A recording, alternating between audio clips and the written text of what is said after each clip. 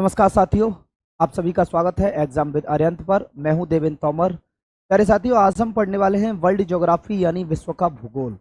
विश्व के भूगोल की आज हमारी पहली क्लास है। हम इसको 2 क्लासेस में कवर करेंगे, तो मुझे आशा है कि आप सभी इस क्लास को एंजॉय करेंगे और आप इस क्लास को जरूर शेयर करेंगे। प्यारे साथियों, वर्ल्ड ज्योग्राफी है ना, ये बहुत इंटरेस्टिंग टॉपिक है। इससे खूब सारे क्वेश्चंस बनते हैं एग्जाम में। तो देखिए, सबसे पहले समझिए कि जो ज्योग्राफी वर्ड है, जो ज्योग्राफी शब्द है, वो कहाँ से आया है। ज्योग्राफी शब्द है ना, वो ग्रीक भाषा के 2 शब्दों से कहाँ से आया है, तो ग्रीक भाषा के 2 शब्दों से आया है। एक शब्द है हमारा जियो और दूसरा है ग्राफियन। जियो का मतलब होता है पृथ्वी, ग्राफियन का मतलब होता है व्याख्या। मतलब ज्योग्राफी क्या है, तो पृथ्वी की व्याख्या करना। भूगोल क्या है, पृथ्वी की व्याख्या करना। ठीक है, आगे देखिए। भूगोल का पिता कहा जाता है हेकेटियस को। हेकेटियस यूनान का एक व्यक्ति था और इसने किताब लिखी थी जस्ट पीरियड्स। जस्ट पीरियड्स नाम की किताब में सबसे पहले ज्योग्राफी से संबंधित कुछ टर्म आए। इसी वजह से हेकेटियस को ज्योग्राफी का पिता यानी भूगोल का पिता कहते हैं। ज्योग्राफी का जो शब्द है, सबसे पहले वो इरेटोस्थनीज के द्वारा दिया गया है। इरेटोस्थनीज ने सबसे पहले ये वर्ड दिया है। अब देखिए, जो विश्व का ग्लोब है ना, विश्व के ग्लोब की खोज किसके द्वारा की गई है, ये भी आपसे क्वेश्चन बनता है कि विश्व के ग्लोब की खोज किसके द्वारा की गई है। तो विश्व के ग्लोब की खोज की गई है मार्टिन बेहम के द्वारा, और विश्व के मानचित्र की खोज की गई है अनेक्जीमेंडर के द्वारा। ग्लोब तो आप सभी जानते ही हैं, जो गोल जो हमारी पृथ्वी है, सबसे पहले तो उसको किसने खोजा था। अब देखिए, जैसे ये रहा ग्लोब हमारे सामने, ये रहा ग्लोब। तो ग्लोब को सबसे पहले किसने खोजा है, तो विश्व के ग्लोब की जो सबसे पहले रचना की है या खोज की है, वो मार्टिन बेहम के द्वारा की गई है। और सबसे पहले मानचित्र बनाने वाला जो व्यक्ति है, वो ये रहा अनेक्जीमेंडर। लेकिन अगर आपसे पूछ ले कि इंडिया का मानचित्र, भारत का मानचित्र सबसे पहले किसने बनाया था, तो वो बनाया था एनविले ने। भारत का सबसे पहले मानचित्र बनाने वाला व्यक्ति कौन था, तो वो था एनविले। इस बात को भी आप याद रखेंगे, ये भी हमसे क्वेश्चन बनता है। अब आगे देखिए, सबसे पहला चैप्टर है यूनिवर्स यानी ब्रह्मांड। सबसे पहली बात आती है कि सर ब्रह्मांड होता क्या है, व्हाट इज यूनिवर्स। तो समझिए, एक्चुअली हमारी जितनी भी आकाश गंगाएं हैं, आकाश गंगाओं के समूह को हम ब्रह्मांड कहते हैं। आकाश गंगा क्या होती है, तो तारों का समूह। एक आकाश गंगा में बहुत सारे तारे होते हैं, अरबों खरबों तारे होते हैं, और ऐसे ही अरबों खरबों आकाश गंगाएं मिलकर बनाती हैं ब्रह्मांड को, यानी यूनिवर्स का निर्माण करती हैं। ठीक है, तो ब्रह्मांड का आकार बहुत बड़ा है, बहुत असीमित इसका आकार है। आकाश गंगाओं का समूह क्या कहलाता है, यूनिवर्स कहलाता है, यानी ब्रह्मांड कहलाता है। एक अनुमान के अनुसार विश्व में या ब्रह्मांड में कितनी आकाश गंगाएं हैं, लगभग 100 अरब आकाश गंगाएं हैं, एक अनुमान के अनुसार ब्रह्मांड में, यूनिवर्स में। आकाश गंगा यानी गैलेक्सी क्या होती है, गैलेक्सी होती है तारों का समूह, ग्रुप ऑफ स्टार। याद रखेंगे इस बात को, गैलेक्सी क्या होती है, तो गैलेक्सी तारों का समूह होती है, यानी ग्रुप ऑफ स्टार। बहुत सारे तारे, मान लीजिए ये इस प्रकार से गैलेक्सी है। एक गैलेक्सी का केंद्र होता है जिसे बल्ज कहते हैं, और तारे यहाँ घूमते रहते हैं, यहीं पर निर्माण होता है। तारों का निर्माण निहारिका से या नेबुला से होता है। निहारिका आकाश गंगा के बाहर फैले बादल होते हैं। ये जो चीज आपको दिखाई दे रही है ना, यही है निहारिका यानी नेबुला। तो निहारिका या नेबुला है ना, ये बादल हाइड्रोजन और हीलियम गैस के बादल हैं यहाँ पर। हाइड्रोजन और हीलियम गैस के बादल हैं यहाँ पर, और यही हाइड्रोजन और हीलियम गैस के बादल है ना, ये तारों का निर्माण करते हैं। फिर तारे आकाश गंगा में चारों ओर अरबों खरबों तारे फैले होते हैं, और तारे घूम घूम कर आकाश गंगा के केंद्र के चारों ओर, आकाश गंगा के केंद्र में समा जाते हैं और खत्म हो जाते हैं। बात आ रही है समझ में। हमारा सूर्य के साथ भी यही होगा, और सूर्य की कुल आयु है 10 अरब वर्ष, और 10 अरब वर्ष में से हमारा जो सूर्य है ना, हमारा तारा कौन सा है, सूर्य। और प्यारे साथियों, जो सूर्य है ना, इसमें से ये 4.6 अरब वर्ष जी चुका है। अब इसकी बची हुई आयु है, बची हुई एज है 5.4 अरब साल। 5.4 अरब साल के बाद हमारा सूर्य भी आकाश गंगा के केंद्र में समा जाएगा, और यह एक लाल दानव तारा बन जाएगा। तो बहुत सारे तारे मिलकर बनाते हैं आकाश गंगा को, और बहुत सारी आकाश गंगाएं मिलकर किसे बनाती हैं, ब्रह्मांड को बनाती हैं। तो ब्रह्मांड का आकार बहुत असीमित है।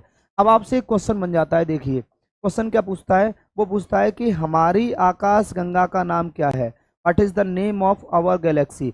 हमारी आकाश गंगा को एक तो हम मंदाकिनी कहते हैं प्यारे साथियों, एक तो मंदाकिनी कहते हैं हमारी आकाश गंगा को। मंदाकिनी के साथ साथ हमारी आकाश गंगा को प्यारे साथियों कहा जाता है दुग्ध मेखला, इसको दुग्ध मेखला भी कहते हैं। और इसके साथ साथ इसे कहा जाता है मिल्की वे, तो इसे मिल्की वे भी कहा जाता है। ये तीन नाम हमारी आकाश गंगा के हमें देखने के लिए मिलते हैं, ठीक है। उसके बाद देखिए, ये तो रही ब्रह्मांड की बात। अब करते हैं थोड़ा सा तारों की बात, यानी स्टार। सबसे पहले तो स्टार क्या होता है ये समझिए। तारे यानी स्टार, इनका स्वयं का प्रकाश होता है। ये ऐसे खगोलीय पिंड हैं जिनका स्वयं का प्रकाश होता है, जिनका खुद का प्रकाश होता है, इन्हें हम तारे कहते हैं। तो तारों की सबसे पहली बात यह है कि इनका स्वयं का प्रकाश होता है। तारे हैं ना, ये नाभिकीय संलयन की अभिक्रिया पर काम करते हैं। नाभिकीय संलयन की अभिक्रिया, नाभिकीय संलयन की अभिक्रिया बहुत ज्यादा ताप और बहुत ज्यादा दाब पर होने वाली अभिक्रिया है। तो तारे नाभिकीय संलयन की अभिक्रिया पर काम करते हैं। तारों का ईंधन देखिए क्या होता है, यानी ईंधन के रूप में तारे किसका यूज करते हैं, तो हाइड्रोजन का यूज करते हैं। इसके अलावा हीलियम का उपयोग करते हैं तारे। तारों में मैक्सिमम सबसे ज्यादा मात्रा में क्या होता है, हाइड्रोजन होता है। लगभग कितना होता है हाइड्रोजन, याद रखेंगे लगभग 70% हाइड्रोजन होता है तारों में, लगभग 70% हाइड्रोजन होता है तारों में। तो बहुत ज्यादा मात्रा में हाइड्रोजन होता है, इसी का यूज करते हैं तारे ईंधन के रूप में। मतलब तारों में हाइड्रोजन जलता रहता है और हाइड्रोजन के जलने से ऊर्जा निकलती रहती है, एनर्जी प्रोड्यूस होती है, और वो ऊर्जा ही यहाँ तक आ रही है, वो रेडिएशन यहाँ तक आ रहा है, क्योंकि हमारा तारा है सूर्य, और सूर्य में भी यही हाइड्रोजन जल रहा है, और सूर्य का हाइड्रोजन के जलने की वजह से उससे विकिरण उत्पन्न हो रहा है, उससे रेडिएशन निकल रहा है, और वो रेडिएशन यहाँ पृथ्वी तक आ रहा है। तो तारों का ईंधन क्या होता है, हाइड्रोजन और हीलियम। इसीलिए हाइड्रोजन को भविष्य का ईंधन भी कहते हैं। अब देखिए कोई भी तारा है तो उसका अलग रंग होता है, जैसे हमारा तारा है सूर्य, तो तारों का कलर होता है, और तारों का कलर है ना, वो किस चीज की सूचना देता है, उसके टेम्परेचर की सूचना देता है, उसके तापमान का सूचक होता है। और ये आपसे कई बार क्वेश्चन बना है कि तारों का रंग किस चीज की सूचना देता है, तो उसके रंग की, कलर की सूचना देता है। नीले आकार का, नीले रंग का तारा जो होता है ना, वो सबसे ज्यादा, नीले रंग का जो तारा है ना, वो सबसे ज्यादा टेम्परेचर रखता है, और लाल रंग का जो तारा है वो सबसे कम तापमान रखता है, ठीक है। तो लाल दानव जो तारा है ना, उसका टेम्परेचर सभी तारों में सबसे कम होता है। अब देखिए तारों का निर्माण, मैंने अभी भी आपको बताया, तारों का निर्माण होता है निहारिका से या नेबुला से। निहारिका या नेबुला देखिए क्या होते हैं, तो निहारिका या नेबुला ये हाइड्रोजन और हीलियम गैसों के बादल होते हैं, जो आकाश गंगा में अरबों खरबों तारे हैं, जो आकाश गंगा के केंद्र का चक्कर लगा रहे हैं। तो यहाँ पर हाइड्रोजन और हीलियम गैस के बादलों से, इन्हीं बादलों से बनता है क्या, तारे बनते हैं, और तारे निहारिका या नेबुला से बनते हैं प्यारे साथियों, ठीक है। ये निहारिका या नेबुला है। अब आगे देखिए तारों के बारे में। तारों की मृत्यु कहाँ पर होती है, तारे मर जाते हैं, आकाश गंगा के केंद्र में समा जाते हैं, और आकाश गंगा के केंद्र में एक बहुत बड़ा ब्लैक होल होता है, ठीक है। ब्लैक होल एक्चुअली ये ऐसा तारा है जिसकी ग्रेविटी बहुत ज्यादा होती है। ये हर चीज को सोख लेता है, खींच लेता है, और खा जाता है, एकदम से अपने में समा लेता है। इतना भयंकर इसकी ग्रेविटी होती है। तारों के बारे में और भी कुछ जरूर बातें, जैसे हमारा तारा बताइए कौन सा है, हमारा तारा है प्यारे साथियों सूर्य। हमारा तारा कौन सा है, हमारा तारा यानी सूर्य है, हमारा, जिसके आसपास हमारी पृथ्वी घूमती है। सबसे चमकीला तारा अगर आपसे पूछा जाता है तो सबसे चमकीला तारा कौन सा है, ये रहा साइरस या डॉग स्टार, सबसे चमकीला तारा। कुल तारामंडलों की संख्या कितनी है, 89 है तारामंडलों की संख्या, या 88 भी मिलती है हमें, ठीक है। 88 या 89 तारामंडलों की संख्या मिलती है। वैसे 89 परफेक्ट है, लेकिन नासा वगैरह 88 मानते हैं, इसको 88 मानते हैं, ठीक है। तारामंडल क्या है, तो तारे हैं ना, ये आसमान में एक विशेष प्रकार की आकृति बनाते हैं, जो किसी वस्तु की आकृति हो सकती है, किसी चिन्ह की आकृति हो सकती है, किसी भी चीज की आकृति हो सकती है, तो इसी को हम तारामंडल कहते हैं। तारामंडल जैसे सेंटारस है, हाइड्रा है, ये सब तारामंडल हैं। हाइड्रा सबसे बड़ा तारामंडल होता है प्यारे साथियों।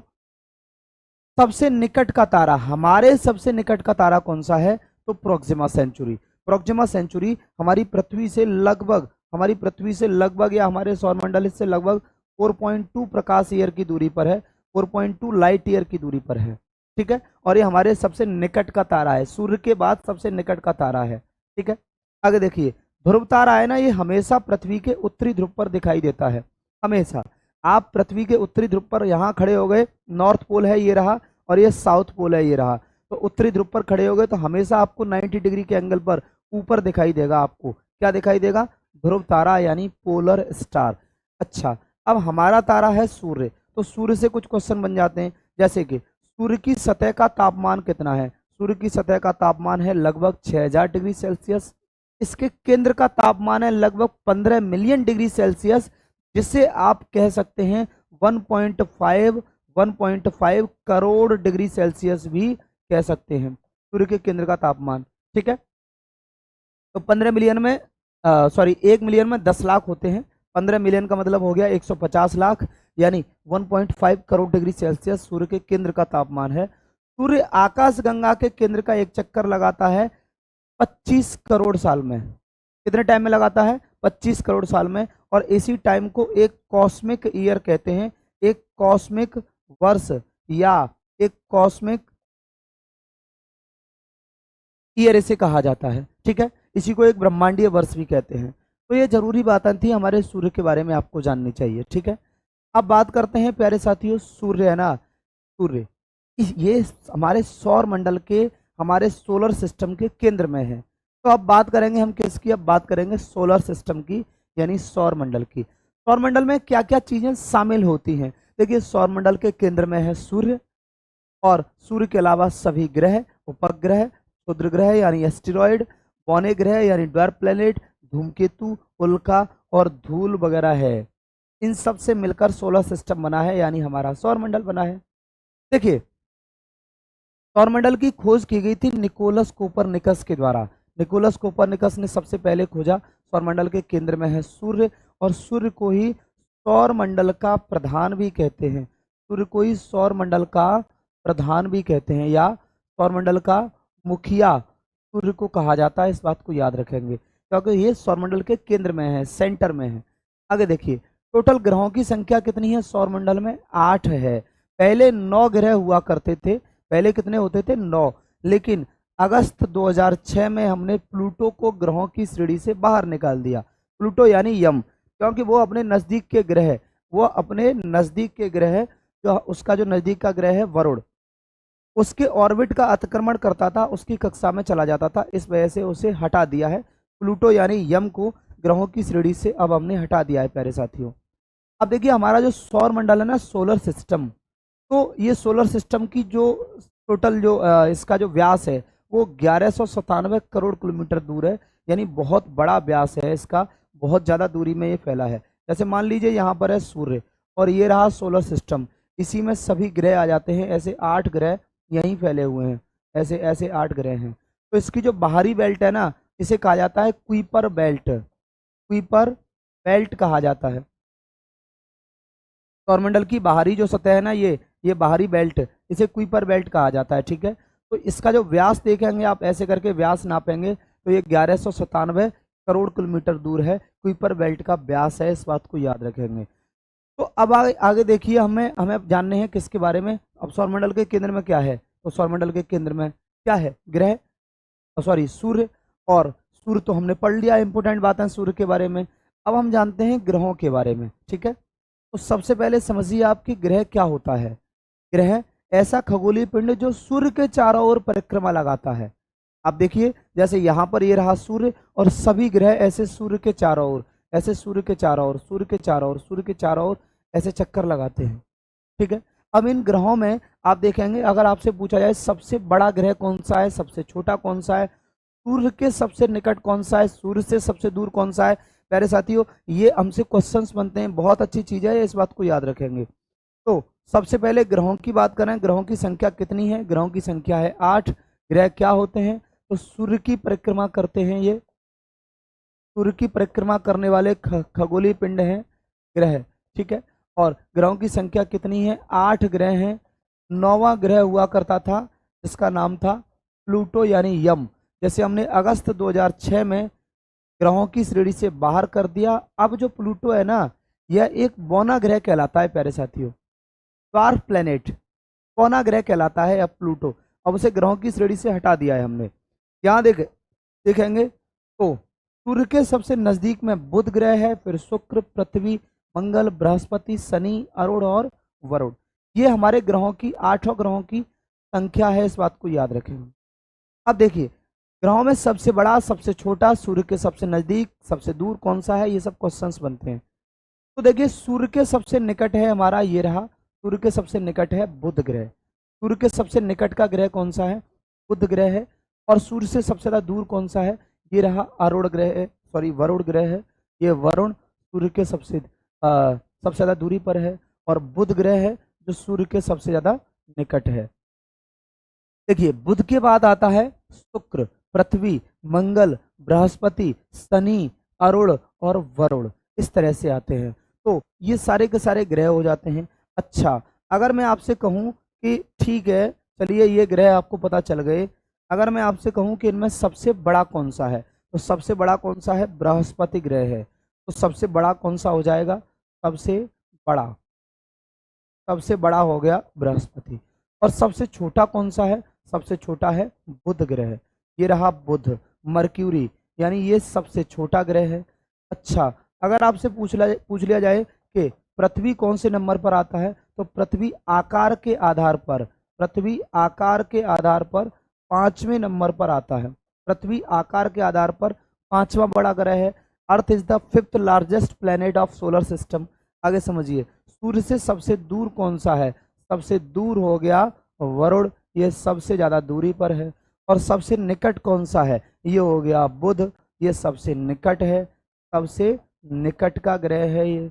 अच्छा, सभी ग्रहों में सबसे गर्म ग्रह कौन सा है, तो सबसे गर्म ये हो गया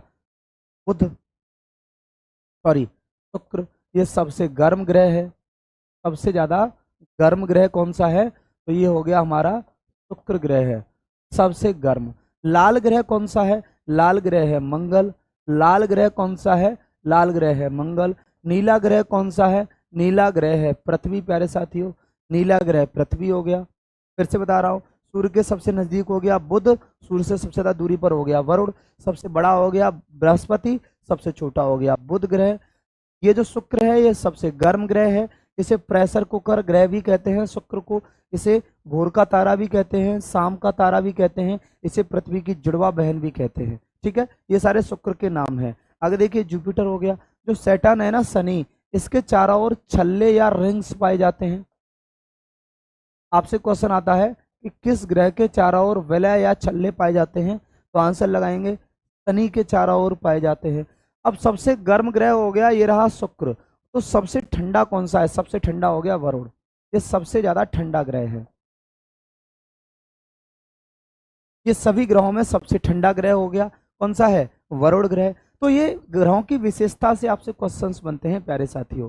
ठीक है, अब हमें जानना है कि चलिए ये सारी चीजें हमने समझ ली ग्रहों के बारे में। अब इन ग्रहों को, जो अंदर के जो 4 ग्रह हैं, इन्हें इनर प्लैनेट्स कहते हैं, और जो बाहर के 4 ग्रह हैं, इन्हें आउटर प्लैनेट्स कहते हैं। मैं एक बार फिर से बता रहा हूँ आपको। देखिए, जो भीतर के 4 ग्रह हैं, बीच में एक लाइन बनानी है, हमें कुछ भी नहीं करना, यहाँ पर ऐसे लाइन बनानी है। जो भीतर के 4 ग्रह हैं ना, इन्हें कहा जाता है प्यारे साथियों आंतरिक ग्रह कहा जाता है, इनर प्लैनेट्स कहा जाता है। ठीक है, आंतरिक ग्रह कहा जाता है। और जो बाहर के 4 है ना, इन्हें बाहरी ग्रह कहा जाता है, इन्हें बाहरी ग्रह कहा जाता है, बाहरी ग्रह कहा जाता है, आउटर। इन्हें कहा जाता है पार्थिव ग्रह, क्योंकि ये पृथ्वी के समान हैं, तो पार्थिव हैं। इन्हें कहा जाता है जोवियन ग्रह, क्योंकि ये जुपिटर के समान है, जुपिटर यानी बृहस्पति, जुपिटर यानी बृहस्पति, तो जुपिटर के समान है ये सभी के सभी। और इनकी ऊपर की सतह कैसी है, गैसीय, तो इसीलिए इन ग्रहों को कहा जाता है गैसीय ग्रह। और ये जो ग्रह दिखाई दे रहे हैं भीतर के 4, बुध, शुक्र, पृथ्वी और मंगल, इन्हें कहा जाता है ठोस ग्रह, क्योंकि इनकी ऊपर की सतह ठोस है प्यारे साथियों। ये जो 4 ग्रह है ना, बृहस्पति, शनि, अरुण और वरुण, इनकी सतह पर आप खड़े नहीं हो सकते, क्योंकि सतह गैसीय है, ये सब गैसीय ग्रह है, तभी तो फूलकर इतना बड़ा आकार हो गया है। तो सबसे बड़ा ग्रह कौन सा है, बृहस्पति। चारों के चारों को लगा लो एक साथ, आप कहेंगे सर हमें तो इधर 5 दिखाई दे रहे हैं, तो यही है प्लूटो यानी यम। और ये प्लूटो अब ग्रह की श्रेणी में ये नहीं आता, इस बात को याद रखेंगे। अब ये मोना ग्रह की श्रेणी में आता है, ठीक है। तो ये चारों के चारों इस प्रकार से हैं। अब देखिए बात कर लेते हैं इन ग्रहों के उपग्रहों की। उपग्रहों की अगर बात करें प्यारे साथियों, यानी सैटेलाइट्स की, उपग्रहों की अगर बात करें, सैटेलाइट्स की बात कर लेते हैं। तो किस ग्रह के पास कितने उपग्रह हैं? देखिए इसके पास जो बुध ग्रह है ना, इसके पास 0, एक भी उपग्रह नहीं है। शुक्र के पास भी 0, कोई उपग्रह नहीं है। पृथ्वी के पास एक उपग्रह है जिसका नाम है चंद्रमा। पृथ्वी का एक उपग्रह है जिसका नाम है चंद्रमा। और जो मंगल ग्रह है हमारा, इसके पास 2 उपग्रह हैं, एक है फोबोस और दूसरा है डीमोस। एक है फोबोस और दूसरा है प्यारे साथियों डीमोस। बृहस्पति, बृहस्पति के पास टोटल 95 हैं, 95। और सबसे बड़ा है गैनीमीड। गैनीमीड ये बृहस्पति का सबसे बड़ा ग्रह है, उपग्रह है, ठीक है। उपग्रह क्या होते हैं? तो ये ग्रहों के चारों ओर चक्कर लगाते हैं। ग्रहों के चारों ओर मतलब जैसे मान लीजिए ये है हमारी पृथ्वी, और पृथ्वी के चारों ओर चक्कर लगाता है, ऐसे ऐसे चारों ओर चक्कर लगाता है मून यानी चंद्रमा। ये मून है यानी चंद्रमा है। तो आप देखेंगे कि चंद्रमा पृथ्वी के चारों ओर चक्कर लगाता है। पृथ्वी क्या है? ये ग्रह है। और जो पृथ्वी ग्रह है ना, ये भी किसी के चारों ओर चक्कर लगाती है। ये किसके चारों ओर चक्कर लगाती है? तो ये सूर्य अंकल के चारों ओर चक्कर लगाती है। पृथ्वी ऐसे सूर्य के चारों ओर चक्कर लगाती है ऐसे, इस बात को भी आप याद रखेंगे, ठीक है। तो ग्रह जो है वो सूर्य के चारों ओर घूमते हैं, तारों के चारों ओर घूमते हैं, और उपग्रह ये ग्रहों के चारों ओर घूमते हैं, इस बात को हम याद रखेंगे। चलिए अब आते हैं अपने इस पॉइंट पर, देखिए ध्यान से। तो बृहस्पति के कितने? 95 हैं, और सबसे बड़ा है गैनीमीड। ये पूरे सोलर सिस्टम का सबसे बड़ा उपग्रह है गैनीमीड। और आप देखेंगे मंगल का जो फोबोस है, सॉरी डिमोस है, डिमोस ये पूरे सोलर सिस्टम का सबसे छोटा उपग्रह है। गैनीमीड पूरे सोलर सिस्टम का सबसे बड़ा उपग्रह है। अब उसके बाद आता है हमारे पास शनि। शनि के टोटल 146 हो गए हैं। अब बहुत ज़्यादा इसके नए उपग्रह खोजे जा रहे हैं 2019 से, और टोटल 146 हो गए। और इसका सबसे बड़ा उपग्रह है टाइटन। कौन सा है? टाइटन। जो हमारा अरुण ग्रह है, अरुण के टोटल उपग्रह हैं 27 और वरुण के हैं 14। अब देखिए जो अरुण ग्रह है ना प्यारे साथियों, इसके जो 27 हैं, इनमें सबसे बड़ा कौन सा है? इनमें सबसे बड़ा है टाइटेनिया। और जो वरुण है इसका सबसे बड़ा है ट्रिटॉन। ट्रिटॉन इसका सबसे बड़ा उपग्रह है। तो ये सभी ग्रहों के हमने उपग्रह जान लिए। बुध और शुक्र ऐसे हैं जिनका कोई भी उपग्रह नहीं है। बाकी एक पृथ्वी का उपग्रह है चंद्रमा। 2 डिमोस और फेवोस ये मंगल के हैं, मंगल को लाल ग्रह कहते हैं। गैनीमीड, गैनीमीड ये सबसे बड़ा उपग्रह है पूरे सोलर सिस्टम का, और बृहस्पति का है। ये बृहस्पति ग्रह सबसे बड़ा ग्रह है। बृहस्पति का उपग्रह सबसे बड़ा उपग्रह है सोलर सिस्टम का, मतलब ये हमारे चंद्रमा से भी बहुत बड़ा है। और टोटल उपग्रह 95 हैं। शनि के 146 हैं, सबसे बड़ा है टाइटन। और इसके अरुण के 27 हैं, सबसे बड़ा है टाइटेनिया। और वरुण के टोटल 14 है, सबसे बड़ा है ट्रिटॉन। ट्रिटॉन इसका सबसे बड़ा उपग्रह है। आगे देखिए प्लूटो। प्लूटो के बारे में हमें पढ़ना ही नहीं है प्यारे साथियों। तो ग्रहों के बारे में ये सारी बातें हमने जान ली। ग्रहों की कुल संख्या जान ली, टोटल 8 ग्रह हैं, ये सब जान लिया। अब देखिए शुक्र है ना, इसको प्रेशर कुकर ग्रह कहते हैं, मैंने आपको बताया है। तो इसे प्रेशर कुकर ग्रह कहा जाता है। इसे पृथ्वी की जुड़वा बहन भी कहा जाता है।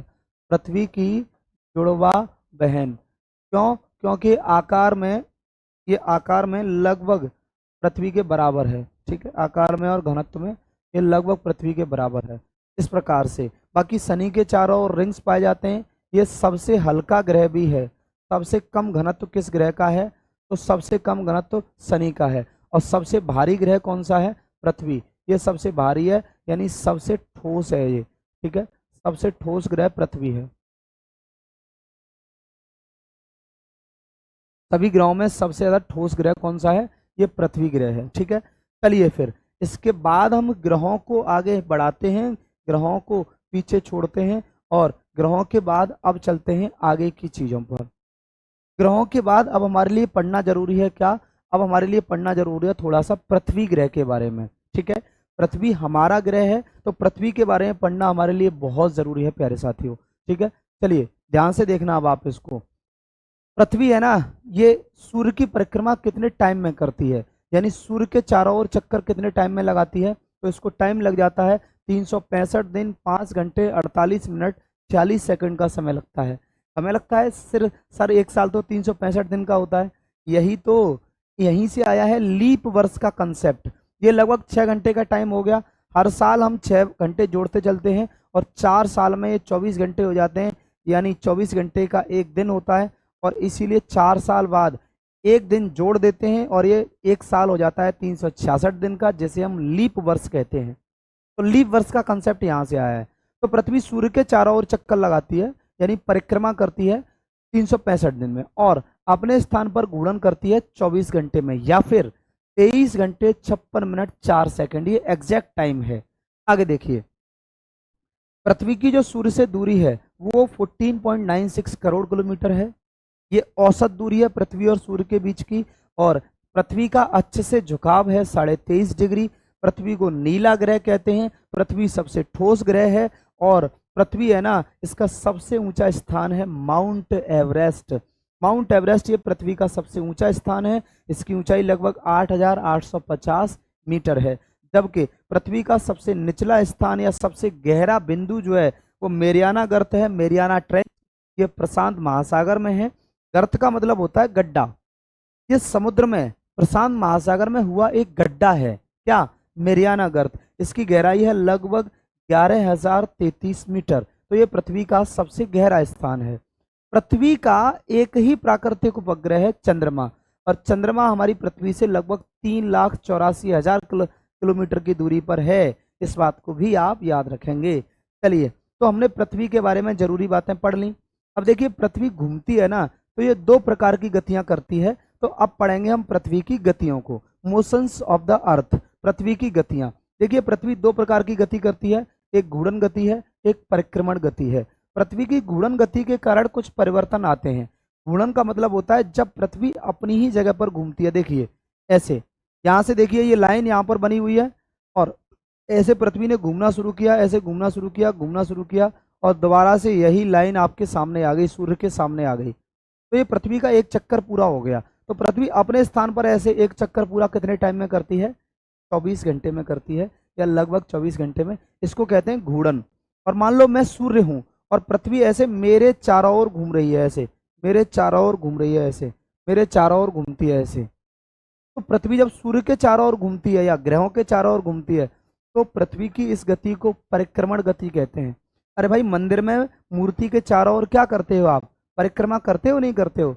अच्छा, घूर्णन गति को एक और नाम दी जाता है, इसे परिभ्रमण भी कहा जाता है। क्या कहते हैं इसे? परिभ्रमण भी कहा जाता है इसे, परिभ्रमण। अब देखिए, घूर्णन गति के क्या क्या प्रभाव होते हैं। सबसे पहला प्रभाव है, इसी के कारण ना दिन व रात होते हैं। दिन व रात पृथ्वी की किस गति के कारण होते हैं? तो घूर्णन गति के कारण होते हैं। इसी के कारण स्थायी पवनें चलने लगती हैं। हवाएं, पवनों का संचरण होता है पृथ्वी पर, हवाएं चलती हैं।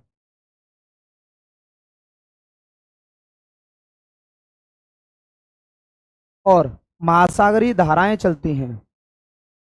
महासागरीय धाराएं चलती हैं, ठीक है, इक्वेटोरियल करंट्स। जबकि जो परिक्रमण गति है, इसकी वजह से देखिए क्या होता है। परिक्रमण गति की वजह से एक तो दिन व रात की लंबाई में अंतर आता है। दिन व रात की लंबाई में दिन व रात की लंबाई में अंतर आता है इस गति की वजह से, ठीक है। पहली बात तो ये होती है। दूसरा, इसी गति की वजह से ऋतु परिवर्तन होता है, यानी मौसम में बदलाव आता है। ऋतु परिवर्तन भी किस गति के कारण होता है? तो याद रखिए, परिक्रमण गति के कारण होता है। और परिभ्रमण गति के कारण दिन व रात होते हैं, ठीक है। सूर्य के सामने पृथ्वी का जो हिस्सा आ जाता है वहीं पर दिन हो जाता है, और पीछे की तरफ रात हो जाती है। तो ये कंसेप्ट आप समझेंगे, ये दोनों गतियों के कारण। अब इन दोनों गतियों के कारण 2 स्थितियां उत्पन्न होती हैं। इन दोनों स्थितियों को हम क्या कहते हैं, ये समझिए। एक तो स्थिति होती है विषुव, एक स्थिति होती है विषुव। विषुव का मतलब क्या है? तो जब पृथ्वी विषुवत रेखा पर लंबवत होती है, तब इस कंडीशन को हम विषुव बोलते हैं। जैसे मान लीजिए, ये है हमारी पृथ्वी, ठीक है, ये है हमारी पृथ्वी, और इसके बीचों बीच में से होकर जा रही है ऐसे विषुवत रेखा, पृथ्वी के बीचों बीच से होकर जा रही है विषुवत रेखा, ऐसे जा रही है विषुवत रेखा, ठीक है।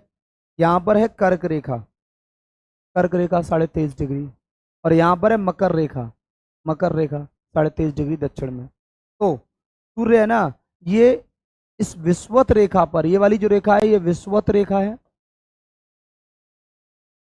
या इसी को भूमध्य रेखा या इक्वेटर कहते हैं। यह है कर्क रेखा और यह है मकर रेखा।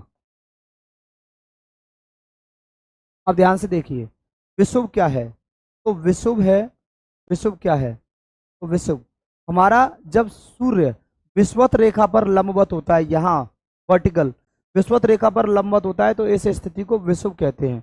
और सूर्य विषुवत रेखा पर दो डेट को लंबवत होता है, एक होता है 21 मार्च और एक होता है 23 सितंबर। याद रखेंगे इस बात को, 21 मार्च और 23 सितंबर विषुव दो होते हैं, यानी सूर्य विषुवत रेखा पर इन 2 तारीख को लंबवत होता है। इसके अलावा अगर आपसे पूछ ले कि संक्रांति क्या होती है, तो जब सूर्य कर्क रेखा और मकर रेखा पर लंबवत होता है तो उसे सोलिस्टिस यानी संक्रांति कहते हैं। यहाँ पर कर्क रेखा पर सूर्य लंबवत होता है 21 जून को। अब देखिए भारत कहाँ पर है, इस जगह भारत है, भारत इस जगह है प्यारे साथियों। कर्क रेखा है ना, ये भारत के लगभग बीचों बीच से होकर जा रही है, देखिए तो भारत यहाँ पर है, तो 21 जून को सूर्य कर्क रेखा पर लंबवत होता है, यानी भारत के ऊपर भी लंबवत हो गया। तो जून के महीने में भारत में भयानक गर्मी पड़ती है, क्योंकि जहां सूर्य जाता है वहीं पर गर्मी आती है, और जून के महीने में दक्षिणी गोलार्ध में जबकि क्या पड़ती है, सर्दी पड़ती है। विषुवत रेखा है ना, ये पृथ्वी को 2 बराबर गोलार्धों में बांट देती है, एक है उत्तरी गोलार्ध, दूसरा है दक्षिणी गोलार्ध, नॉर्थ हेमिस्फीयर, साउथ हेमिस्फीयर। तो 21 जून को सूर्य लंबवत होता है कर्क रेखा पर, और 22 दिसंबर को सूर्य लंबवत होता है मकर रेखा पर। तो दक्षिणी गोलार्ध का सबसे बड़ा दिन होता है कौन सा, ये 22 दिसंबर, और उत्तरी गोलार्ध का सबसे बड़ा दिन होता है 21 जून। इस बात को आप याद रखेंगे।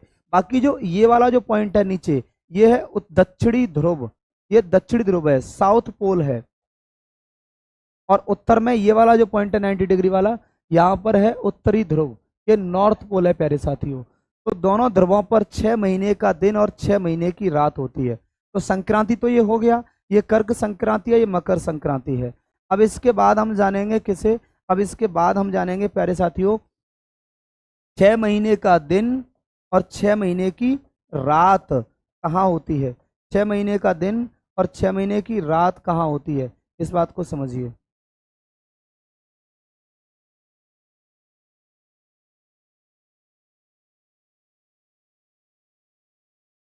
तो ये होती है ध्रुवों पर, ध्रुवों पर, ठीक है। 6 महीने का दिन और 6 महीने की रात दोनों ध्रुवों पर होती है। तो ये आपको ये सारी स्थितियां है ना, ये पृथ्वी की गतियों की वजह से उत्पन्न होती हैं। अब हम थोड़ा और आगे बढ़ते हैं। हमने पृथ्वी के बारे में पढ़ लिया, ग्रहों के बारे में पढ़ लिया, सोलर सिस्टम पढ़ लिया, ब्रह्मांड पढ़ लिया, आकाश गंगाएं पढ़ ली। हमारी आकाश गंगा का नाम मंदाकिनी था, ये हमने जान लिया। अब प्यारे साथियों एक नया टॉपिक हमारे सामने आता है, वो है अक्षांश व देशांतर। अक्षांश व देशांतर है क्या, तो प्यारे साथियों ये दोनों ही है ना, ये काल्पनिक रेखाएं हैं। क्या है, काल्पनिक रेखाएं, हमारी पृथ्वी पर खींची गई काल्पनिक रेखाएं हैं अक्षांश व देशांतर, यानी रियलिटी में मौजूद नहीं है अक्षांश व देशांतर। अक्षांश क्या होते हैं, तो पृथ्वी पर इस प्रकार से लेटी हुई खींची गई रेखाओं को अक्षांश कहते हैं, इन्हें लैटिट्यूड कहते हैं। इन रेखाओं को हम अक्षांश कहते हैं, यानी इन्हें लैटिट्यूड कहते हैं। और देशांतर क्या है, तो देशांतर रेखाएं पृथ्वी पर ऐसे खड़ी हुई खींची गई, दोनों ध्रुवों को मिलाकर खींची गई रेखाओं को हम क्या कहते हैं प्यारे साथियों, इन रेखाओं को हम देशांतर कहते हैं। तो ये अक्षांश व देशांतर आपको पढ़ना है। अक्षांश रेखाएं जो होती है ना प्यारे साथियों, ये तापमान की विभाजक होती हैं, टेम्परेचर, और जो देशांतर रेखाएं होती है ना प्यारे साथियों, ये समय की विभाजक होती हैं, टाइम की विभाजक होती हैं। अक्षांश रेखाओं की जो कुल संख्या होती है प्यारे साथियों, ये 180 होती है कुल संख्या इनकी, जबकि देशांतर रेखाओं की कुल संख्या होती है 360 इनकी कुल संख्या होती है। पृथ्वी पर एक अक्षांश रेखा के बीच में जो डिस्टेंस होती है ना, वो 111.13 किलोमीटर होती है, प्रत्येक अक्षांश रेखा के बीच में दूरी। जबकि देखेंगे आप देशांतर रेखा के बीच में ये दूरी 111.32 किलोमीटर की दूरी, दो देशांतर रेखाओं के बीच में होती है। ये दोनों ध्रुवों को मिलाकर खींची जाती हैं, ये पृथ्वी के चारों ओर। ये कभी भी मिलती नहीं है अक्षांश रेखाएं एक दूसरे से, देशांतर रेखाएं एक दूसरे से मिल जाती हैं। आप यहाँ देखेंगे तो ये इस प्रकार से जो रेखाएं खींची जा रही हैं, ऐसे ये वाली जो रेखाएं हैं ये अक्षांश रेखाएं हैं प्यारे साथियों, ये अक्षांश रेखाएं हैं प्यारे साथियों। और इस प्रकार से देखेंगे तो दोनों, ईरा उत्तरी ध्रुव है, तो दोनों ध्रुवों को ऐसे मिलाकर खींची गई रेखाओं को हम क्या कहते हैं, देशांतर रेखाएं कहते हैं। नीचे जाके दूसरे ध्रुव से ये मिल रही हैं, तो ये अक्षांश व देशांतर रेखाएं हैं। प्रत्येक देशांतर रेखा दूसरी देशांतर रेखा को स्पर्श करती है, लेकिन प्रत्येक अक्षांश रेखा दूसरी अक्षांश रेखा को स्पर्श नहीं करती है। अब इसके बाद देखिए एक और चीज, ये हमारे सामने ये अक्षांश व देशांतर रेखाएं हमें दिखाई दे रही हैं। अब इनमें से कई रेखाओं को कुछ स्पेशल नाम दिए गए हैं, जैसे पृथ्वी के बिल्कुल बीचों बीच से होकर यहाँ से होकर जो रेखा जाती है ये इक्वेटर है, यानी भूमध्य रेखा है। अक्षांश रेखाओं के कुछ नाम हैं, हालांकि अभी अभी मैंने बताए हैं आपको, तो अक्षांश रेखाओं के कुछ नाम हैं, एक बार जान लेते हैं फिर से, एक बार फिर से जान लेते हैं। ये 0 डिग्री की अक्षांश रेखा है, 23.5 डिग्री की अक्षांश रेखा है उत्तर में, 23.5 डिग्री की अक्षांश रेखा है दक्षिण में। देखिए ये 0 डिग्री है, 0 डिग्री अक्षांश, ये 23.5 डिग्री है, 23.5 डिग्री उत्तरी अक्षांश, ये 23.5 डिग्री है, 23.5 डिग्री दक्षिणी अक्षांश। आपसे पूछता है 23.5 डिग्री दक्षिणी अक्षांश को क्या कहते हैं, इसको कहते हैं मकर रेखा, यानी ट्रॉपिक ऑफ कैंसर, इसे मकर रेखा कहते हैं। 0 डिग्री अक्षांश को क्या कहते हैं, इसे भूमध्य रेखा कहते हैं, भूमि के मध्य से होकर जा रही है, भूमध्य रेखा या विषुवत रेखा। 23.5 डिग्री उत्तरी अक्षांश रेखा को क्या कहते हैं, इसे प्यारे साथियों कहा जाता है कर्क रेखा। उत्तर में आप देखेंगे यहाँ पर जो 90 डिग्री का पॉइंट है ना, ये 90 डिग्री है, इसे कहा जाता है उत्तरी ध्रुव, यानी नॉर्थ पोल कहा जाता है। और प्यारे साथियों ये जो 90 डिग्री का बिंदु है ना, ये है हमारा दक्षिणी ध्रुव, ये है साउथ पोल कहा जाएगा, इसे दक्षिणी ध्रुव इसे कहा जाएगा। बीच में यहाँ पर एक रेखा पाई जाती है और यहाँ पर एक रेखा पाई जाती है, तो ये वाली जो रेखा है ना, ये 66.5 डिग्री उत्तरी अक्षांश है, और ये वाली जो रेखा है ये 66.5 डिग्री दक्षिणी अक्षांश है। अब इस 66.5 डिग्री उत्तरी अक्षांश को एक अलग स्पेशल नाम दिया गया है, इसका नाम है अंटार्कटिक वृत्त, अंटार्कटिक सर्किल, और इसका नाम है आर्कटिक सर्किल, आर्कटिक वृत्त। आपसे क्वेश्चन आता है प्यारे साथियों कि आपसे क्वेश्चन आता है प्यारे साथियों कि आर्कटिक वृत्त कौन सी झील से होकर गुजरता है। आर्कटिक वृत्त है ना, ये कनाडा में एक झील पाई जाती है जिसका नाम है ग्रेट बियर झील, जिसका नाम है ग्रेट बियर झील। तो ग्रेट बियर झील से होकर ये आर्कटिक वृत्त गुजरता है, इस बात को याद रखेंगे, यहाँ से खूब सारे क्वेश्चंस आपसे बनते हैं। अब आगे देखिए भूमध्य रेखा कहाँ से होकर गुजरती है, तो ये तीनों रेखाएं हैं ना, ये केवल और केवल अफ्रीका ऐसा महाद्वीप है जिससे होकर तीनों रेखाएं गुजरती हैं। तीनों रेखाएं किस महाद्वीप से होकर गुजरती हैं, ये क्वेश्चन बनता है हमसे। तीनों रेखाएं सिर्फ और सिर्फ अफ्रीका महाद्वीप से होकर प्यारे साथियों गुजरती हैं। अफ्रीका एकमात्र कॉन्टिनेंट है जिससे होकर तीनों रेखाएं गुजरती हैं। मैं आपको दिखा देना चाहता हूं यहाँ पर वर्ल्ड के मैप में, देखिए ध्यान से, ये रहा, तो ये है अफ्रीका महाद्वीप। तो इससे होकर ऐसे विषुवत रेखा भी जाती है, यानी भूमध्य रेखा भी जाती है, कर्क रेखा भी जाती है, और इससे होकर मकर रेखा भी जाती है। इस प्रकार से आप देखेंगे तो भूमध्य रेखा, कर्क रेखा, मकर रेखा, केवल एक ही महाद्वीप है जिससे होकर तीनों जा रही हैं, बाकी और किसी महाद्वीप से होकर ये तीनों रेखाएं नहीं जाती हैं। अब अफ्रीका में यहाँ पर एक झील है, इस झील का नाम है विक्टोरिया। तो आपसे क्वेश्चन आता है कि भूमध्य रेखा कौन सी झील से होकर गुजरती है, तो ये भूमध्य रेखा है ना, ये अफ्रीका की विक्टोरिया झील से होकर प्यारे साथियों गुजरती है। तो ये अक्षांश रेखाओं को कुछ स्पेशल नाम दिए जाते हैं। अब इसी प्रकार से जो 0 डिग्री की देशांतर रेखा है प्यारे साथियों, 0 डिग्री की देशांतर रेखा है ना, उसको भी एक स्पेशल नाम दिया गया है 0 डिग्री देशांतर को, ऐसे। ये 0 डिग्री देशांतर है और इसे नाम दिया गया है ग्रीनविच मीन टाइम रेखा, यानी GMT, GMT, Greenwich mean time, Greenwich mean time रेखा इसे नाम दिया गया है। ये रेखा है ना, ये पूरे विश्व का समय निर्धारित करती है, पूरी दुनिया का टाइम डिसाइड करने वाली रेखा है ग्रीनविच मीन टाइम रेखा यानी जीएमटी। जीएमटी ये कहाँ से होकर जाती है? ये लंदन से होकर गुजरती है, लंदन से होकर, लंदन में ग्रीनविच ऑब्जर्वेटरी से होकर गुजरती है। इसे हम प्रधान देशांतर रेखा भी कहते हैं। 0 डिग्री देशांतर को इतने सारे नाम दिए गए हैं, बहुत सारे नाम हैं इस रेखा के, बहुत सारे नाम हैं। जैसे एक तो यही हो गया जीएमटी, एक इसका नाम है प्रधान देशांतर रेखा, इसका नाम है अंतर्राष्ट्रीय समय रेखा, इंटरनेशनल टाइम लाइन, अंतर्राष्ट्रीय समय रेखा, इसी का नाम है 0 डिग्री देशांतर का। और ये रेखा पूरे विश्व का समय निर्धारित करती है। भारत का जो समय है ना, इस जीएमटी से कितना पीछे है या कितना आगे है?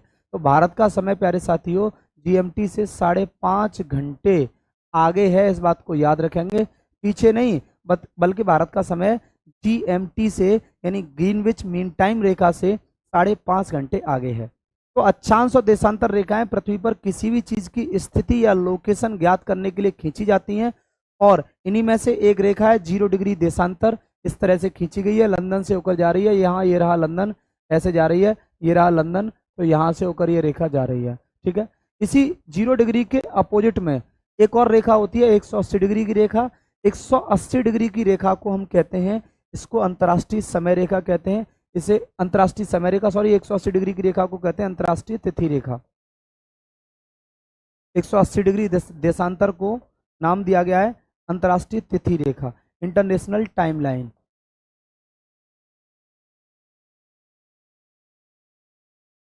अंतर्राष्ट्रीय तिथि रेखा, इंटरनेशनल टाइमलाइन इसे नाम दिया गया है, क्योंकि ये पूरी दुनिया का, सॉरी इंटरनेशनल डेट लाइन नाम दिया गया है क्योंकि ये पूरी दुनिया की डेट यानी तारीख निर्धारित करने वाली रेखा है, अंतर्राष्ट्रीय तिथि रेखा, international date line. 180 degree 0 degree अंतर्राष्ट्रीय समय रेखा, इंटरनेशनल टाइमलाइन। चलिए, अक्षांश और देशांतर यहाँ पर हमारे कंप्लीट होते हैं प्यारे साथियों। इनसे इंपोर्टेंट क्वेश्चंस बनते हैं जिनको आप याद रखेंगे, मैंने वो सब करवा दी हैं आपको, जरूरी जानकारी में लगातार आपको करवा रहा हूँ। अब हमारे सामने आता है कि सर महाद्वीप और महासागर क्या हैं और ये कैसे बने हैं। तो हमारी जो पृथ्वी है ना, इस पर जो सबसे बड़े जमीन के टुकड़े हैं, आप देखेंगे पृथ्वी पर सबसे बड़े जमीन के टुकड़े, जैसे ये रहा, ये अफ्रीका कॉन्टिनेंट है, ठीक है, ऐसे ये रहा ऑस्ट्रेलिया है, ये ऑस्ट्रेलिया महाद्वीप है, जैसे ये रहा ये एशिया महाद्वीप है, पूरा एशिया महाद्वीप सबसे बड़ा है, एशिया, सभी महाद्वीपों में सबसे बड़ा एशिया महाद्वीप है। ठीक है, आप देखेंगे यहाँ ना दक्षिण अमेरिका महाद्वीप है ये, और ये रहा उत्तर अमेरिका महाद्वीप है ये, साउथ अमेरिका, यहाँ पर यूरोप महाद्वीप है ये, और यहाँ पर आप देखेंगे ये रहा अंटार्कटिका है, अंटार्कटिका पर बर्फ जमी रहती है हमेशा। तो ये इस प्रकार से आप देखेंगे टोटल महाद्वीप हैं 7 और टोटल महासागर कितने हैं? 5 हैं। जितना भी ब्लू आपको दिखाई दे रहा है, भारत के एक महान संत हैं, भारत के एक महान संत हैं श्री श्री 1008 श्री हनी सिंह महाराज। हनी सिंह महाराज जी ने एक गाना बनाया है जिसका नाम है आज ब्लू है पानी पानी।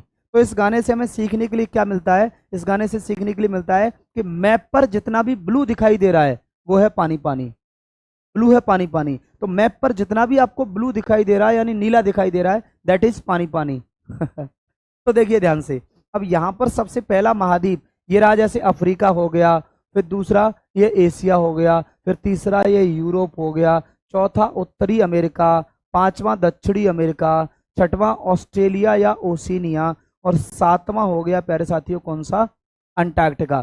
तो पृथ्वी पर कुल मिलाकर 7 महाद्वीप हैं। टोटल कॉन्टिनेंट कितने हैं अगर आपसे पूछा जाता है तो टोटल कॉन्टिनेंट महाद्वीपों की संख्या है 7। अब बात करते हैं महासागरों की। तो टोटल महासागर कितने हैं? तो देखिए, एक तो ये रहा बहुत बड़ा और इधर साइड में भी है, क्योंकि पृथ्वी जुड़ी हुई है ना, तो ये पूरा एक ही है, प्रशांत महासागर, एक हो गया। दूसरा ये रहा एस आकार का है, ऐसे एस, अंग्रेजी के एस आकार का है, तो ये हो गया दूसरा अटलांटिक। तीसरा हो गया यहाँ पर देखिए ये हिंद महासागर है, ये हिंद महासागर है, तो यहाँ पर तीसरा हो गया। चौथा हो गया ये सबको जोड़ रहा है, देखिए दक्षिणी महासागर है, ये साउदर्न महासागर है ये, तो यहाँ पर हो गया चौथा। और पांचवा हो गया उत्तर में, ये रहा आर्कटिक महासागर है, ये आर्कटिक महासागर। तो टोटल 5 महासागर हैं, 5 महासागर हैं और 7 महाद्वीप हैं। तो आते हैं और इम्पोर्टेंट चीजों पर चर्चा करते हैं प्यारे साथियों। देखिए, महाद्वीपों की संख्या कितनी है साहब? 7। महासागरों की संख्या कितनी है साहब? 5 है। अच्छा, अब आपसे पूछा जाता है कि सबसे बड़ा महाद्वीप कौन सा है? सबसे बड़ा महाद्वीप कौन सा है? तो सबसे बड़ा महाद्वीप हम लगाएंगे एशिया। एशिया सबसे बड़ा महाद्वीप है। तो फिर सबसे छोटा कौन सा हो जाएगा? सबसे छोटा हो जाएगा ऑस्ट्रेलिया। टोटल जितने भी हैं सबसे छोटा कौन सा हो जाएगा? ऑस्ट्रेलिया हो जाएगा प्यारे साथियों, ये सबसे छोटा है। अच्छा, अगर आपसे पूछ लेता है कि ऐसा कौन सा महाद्वीप है जिसे पक्षियों का महाद्वीप कहते हैं, पक्षियों का, जहाँ पर बर्ड्स बहुत पाए जाते हैं, पक्षियों का महाद्वीप किसे कहते हैं? तब आंसर लगाएंगे दक्षिण अमेरिका को, यानी साउथ अमेरिका को क्या कहते हैं। प्यारे साथियों, आपसे पूछा जाएगा कि अंध महाद्वीप किसे कहते हैं?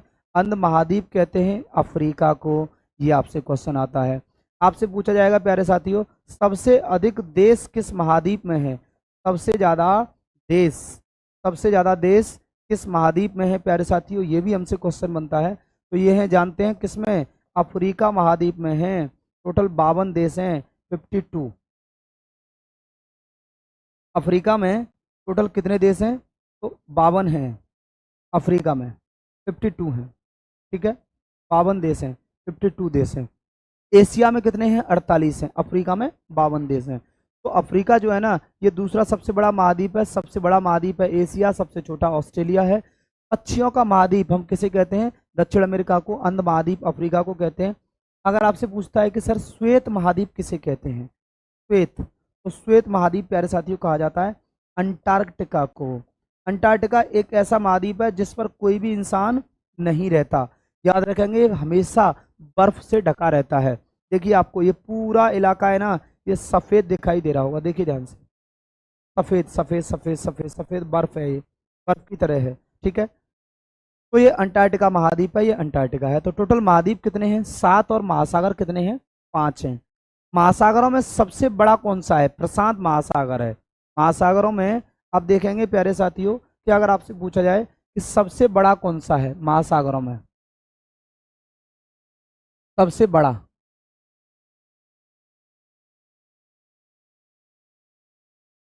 तो सबसे बड़ा है प्रशांत महासागर है, पैसिफिक ओशियन।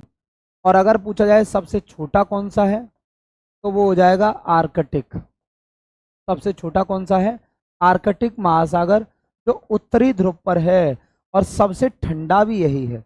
सबसे ठंडा भी यही है, आर्कटिक सबसे ठंडा है ये, ठीक है, सबसे ज़्यादा ठंडा है ये आर्कटिक महासागर। अगर आपसे पूछ लिया जाए प्यारे साथियों कि किस महासागर को अंध महासागर कहते हैं, तो अंध महासागर कहा जाता है प्यारे साथियों किसे? अटलांटिक को कहा जाता है। अटलांटिक महासागर सबसे मतलब अंध महासागर कहा जाता है। अटलांटिक की एक और खास बात है, यह अंग्रेजी के एस अक्षर के समान है। अंग्रेजी का एस अक्षर के समान कौन सा है? तो याद रखेंगे, अंग्रेजी का एस अक्षर के समान ये हो जाएगा आपका कौन सा प्यारे साथियों? ये हो जाएगा आपका अटलांटिक महासागर। तो महाद्वीप और महासागरों से यही क्वेश्चंस बनते हैं। प्राचीन काल में पहले एक ही महाद्वीप हुआ करता था, वो था पेंजिया। बाद में पेंजिया टूट गया था। पेंजिया के चारों ओर एक बड़ा सा महासागर था जिसका नाम था पेंथालासा, जिनसे अभी इन सभी महाद्वीप और महासागरों की उत्पत्ति हुई है, जिनके बारे में जरूरी जरूरी बातें जिनसे क्वेश्चन बन सकता है और बनता है वो हमने पढ़ लिया है, ठीक है। बाकी आपको क्लासेस कैसी लग रही हैं ये कमेंट करके जरूर बताइएगा। और देखिए, थोड़ा सा आपको फास्ट लग रहा होगा तो वो चलेगा ही भाई। जो क्लासेस 30 से 35 क्लासेस में हो पाती हैं उनको हम आपको प्रोवाइड कर रहे हैं आपकी सहूलियत के लिए, ताकि आप एग्जाम से पहले जरूरी बातों को जल्दी से पढ़ के ख़त्म कर दें। वो आप सोचिए, हम आपको 2 क्लासेस में दे रहे हैं, ठीक है प्यारे साथियों। अब हम आगे बढ़ते हैं। महाद्वीप और महासागर ये हमने कंप्लीट कर लिए हैं। अब इसके बाद देखिए, हमें पढ़ना है भूकंप। तो सबसे पहली बात कि भूकंप होता क्या है? तो भूमि में उत्पन्न कंपन, सिंपल है। तो धरातल में उत्पन्न कंपन को हम क्या कहते हैं? भूकंप कहते हैं। क्या होता है ये? धरातल में उत्पन्न कंपन को भूकंप कहते हैं। धरातल में हुआ कंपन क्या कहलाता है? भूकंप कहलाता है। ये तो बात सही है। अच्छा, भूकंप जब आता है ना, जिस स्थान पर आता है, जिस स्थान पर आता है उसे कहा जाता है, भूमि पर जहां पहुंचता है ना उसे कहा जाता है अधिकेंद्र। क्या कहा जाता है? अधिकेंद्र। अधिकेंद्र को प्यारे बच्चों ईपी सेंटर भी कहते हैं। जहां पर भूकंप जमीन पर सबसे पहले महसूस किया जाता है उसे ईपी सेंटर या अधिकेंद्र कहते हैं। और जमीन के भीतर से जहां से आ रहा है ना भूकंप उसे कहा जाता है भूकंप मूल। उसे कहा जाता है भूकंप मूल कहा जाता है प्यारे साथियों। जो भूकंप है ना इसकी उत्पत्ति के कारण क्या हैं, भूकंप क्यों आते हैं, इनके कारण क्या हैं। सबसे पहला कारण देखिए, सबसे पहला कारण भूकंप की उत्पत्ति का एक तो है प्लेटों का आपस में टकराव। हमारी जो जमीन है ना ये प्लेटों में बटी हुई है, ठीक है। प्लेटों का आपसी टकराव, आप देखेंगे ये जमीन है ना हमारी, देखिए ये जमीन के टुकड़े हैं ना ये प्लेटों में बटे हुए हैं, तो ये कई बार इधर से उधर चलते हैं, मूव करते हैं और एक दूसरे से टकरा जाते हैं। जैसे इंडिया यहाँ टकरा गया है यूरोप और एशिया की प्लेट से, तो यहाँ नेपाल में और इसके आसपास भूकंप आते हैं। कारण क्या है? क्योंकि इंडिया टकरा रहा है, तो इन टक्कर की वजह से भूकंप आते हैं, ठीक है। तो एक तो प्लेटों का आपसी टकराव, दूसरा है नदियों पर बने बांध। नदियों पर बांध बना दिए जाते हैं जिससे आसपास के इलाकों में भूकंप आ जाता है प्यारे साथियों। तो नदियों पर बने बांध, इसके अलावा ज्वालामुखी विस्फोट।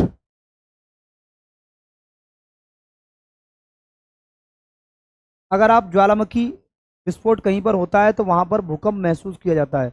और क्या कारण हो सकता है प्यारे साथियों भूकंप के आने का? याद रखना, अगर आप परमाणु विस्फोट करते हो, परमाणु बम फोड़ते हो, तो ये भी भूकंप के आने का एक कारण होता है प्यारे साथियों, परमाणु विस्फोट, ठीक है। परमाणु विस्फोट। और क्या कारण हो सकता है बताइए? खानों का धंसना, ड्रिफ्टिंग ऑफ माइन। खानें जब धंस जाती हैं ना तो इससे भी भूकंप आता है, आसपास की पूरी जमीन हिल जाती है। जमीन हमने खोखली कर दी, खोद खोद के मिट्टी, तो खाने जो है ना वो धंस जाती हैं, उनके धंसने से आसपास के इलाकों में भूकंप आता है। बात आ गई आपके समझ में? तो भूकंप आने के इतने सारे कारण हैं। भूकंप है क्या चीज, फिर से बता रहा हूँ। तो जमीन में उत्पन्न कंपन को हम भूकंप कहते हैं। भूकंप को मापने के लिए हम किसका यूज करते हैं? हम यूज करते हैं भूकंप के माप सीस्मोग्राफ से की जाती है। किससे की जाती है? सीस्मोग्राफ से। और सीस्मोग्राफ के दो स्केल हैं, एक है रिक्टर पैमाना है, रिक्टर पैमाना ये भूकंप की तीव्रता को मापता है, और एक है मरकाली पैमाना यानी मरकाली स्केल, ये भूकंप के परिमाण को मापता है। तो रिक्टर पैमाना ये भूकंप की तीव्रता को मापता है, और जो मरकाली पैमाना है प्यारे साथियों ये भूकंप के परिमाण को मापता है, ठीक है, परिमाण को मापता है। तो इस तरह से आप देखेंगे ये दो स्केल हैं, और ये किसके स्केल हैं? सीस्मोग्राफ के। तो सीस्मोग्राफ वो यंत्र है जिससे भूकंप को मापा जाता है, और इसके दो स्केल हैं, एक है रिक्टर पैमाना, एक है मरकाली पैमाना। अब आगे बढ़ते हैं, भूकंप के बारे में कुछ और जरूरी बातें। जब जमीन से भूकंप आता है ना प्यारे साथियों, जैसे ये रही पृथ्वी है हमारी, गोल वाला ही ले लेते हैं, ये है हमारी पृथ्वी, और मैक्सिमम 700 किलोमीटर की ये रहा पृथ्वी का केंद्र। मैक्सिमम 700 किलोमीटर की गहराई से मान लो यहाँ से भूकंप उत्पन्न हुआ, तो ऐसे सबसे पहले भूकंपी तरंगें यहाँ पहुंचेंगी, सबसे पहले भूकंपी तरंगें यहाँ पहुंचेंगी जमीन पर, ठीक है। इसी को कहा जाएगा ईपी सेंटर। और जहां से उत्पन्न होता है इसे कहा जाएगा भूकंप मूल या फोकस। यानी भूकंप जमीन के भीतर से आते हैं, ठीक है, जमीन के भीतर ही टक्करें होती हैं तब भूकंप आते हैं। अब देखिए जब भूकंप आता है ना तो प्यारे साथियों तीन प्रकार की भूकंपीय तरंगें उत्पन्न होती हैं। तो भूकंपीय तरंगें कितने प्रकार की होती हैं? भूकंपीय तरंगें तीन प्रकार की होती हैं, ठीक है। एक होती हैं पी तरंगें यानी प्राइमरी वेव्स, एक होती हैं एस तरंगें यानी सेकेंडरी वेव्स, और तीसरी होती हैं एल तरंगें यानी लॉन्ग वेव्स या लव वेव्स। इनमें से सबसे अधिक गति किसकी होती है? सबसे तेज होती हैं पी तरंगें, और सबसे तेज होंगी तो आप बताओ, धरातल पर सबसे पहले यही पहुंचेंगी, जमीन पर सबसे पहले यही पहुंचेंगी। और सबसे ज्यादा स्लो होती हैं एल तरंगें, तो जमीन पर सबसे कम गति इनकी होती है, तो इसीलिए जमीन पर सबसे बाद में पहुंचती हैं, धरातल पर सबसे बाद में होती हैं। ये सबसे ज्यादा खतरनाक होती हैं, सॉरी सबसे कम खतरनाक होती हैं पी तरंगें, सबसे कम खतरनाक। और सबसे ज्यादा विनाशकारी होती हैं एल तरंगें, ये धरातल पर चलती हैं, सब सर्वाधिक विनाशकारी। जितने भी तबाही आती है ना, उसका कारण ये होती हैं एल तरंगें, क्योंकि ये धरातल पर चलना पसंद करती हैं, धरातल पर, धरातल पर चलती हैं ये, धरातल पर चलना पसंद करती हैं प्यारे साथियों। ये जो पी तरंगे हैं, ठीक है, मतलब जमीन पर, यहां पर ऐसे चलना पसंद करती हैं, यहां पर उत्पन्न हुई, फिर ऐसे ऐसे ऐसे ऐसे। अब आप ही बताइए, जब भूकंपी तरंगे ऐसे ऐसे चलेंगी तो ये जो जमीन है जिस पर आप बैठे हैं, ये इसको सहन थोड़ी कर पाएगी, बिल्डिंग सहन थोड़ी कर पाएगी, रबड़ की थोड़ी बनी है। तो ऐसे बिल्डिंग जब ऐसे मुड़ेगी तो क्या होगा, बिल्डिंग जब ऐसे मुड़ेगी प्यारे साथियों, तो इससे बिल्डिंग में तोड़ फोड़ होगी, और जो लोग नीचे बैठे होंगे उनमें भी, उनको भी नुकसान होगा। तो भूकंप जो होते हैं ना प्यारे साथियों, ये बहुत ज़्यादा तोड़ फोड़ मचा देते हैं, और इसका मेन जो कारण होता है वो एल तरंगे होती हैं, जिन्हें धरातलीय तरंगे हम कहते हैं। और इन्हीं तरंगा का एक और नाम है प्यारे साथियों, इन्हें लव वेव्स भी कहते हैं। इन्हें क्या कहते हैं, लव तरंगे भी कहते हैं, यानी लव वेव्स कहते हैं। और भाई ये तो चीज ही खतरनाक है, एल तरंगे ये सबसे खतरनाक है, इन्हें एल वेव्स या लॉन्ग वेव्स कहते हैं, और ये सबसे ज्यादा खतरनाक है, धरातल पर चलती हैं, सबसे ज्यादा तबाही मचाती हैं। तो लव तो है ही वो चीज जो तबाही मचाती है, इसीलिए इन तरंगों को नाम दिया गया है लव वेव्स। मीठी मीठी तरंगें एकदम तबाही मचा देती हैं धरातल पर पहुंचकर। तो ये हमारी भूकंपीय तरंगें हैं। एस तरंगों की गति पी तरंगों से कम होती है, एल तरंगों से ज्यादा होती है। एस तरंगें पी तरंगों से ज्यादा खतरनाक होती हैं, एल तरंगों से कम खतरनाक होती हैं, तो ये बीच में फंस गई हैं। ठीक है, सेकेंडरी वेव्स या द्वितीयक वेव से हैं। एल तरंगें सबसे खतरनाक हैं। तो ये हो गई हमारी भूकंप की तरंगें। अब प्यारे साथियों, जब भूकंप आता है ना, तो बहुत सारे ऐसे छोटे छोटे भूकंप हैं, पूरी पृथ्वी पर एक साथ भूकंप आता है, पूरी पृथ्वी पर आता है, लेकिन कहीं पर महसूस होता है, कहीं पर महसूस नहीं होता, तीव्रता कम होती जाती है।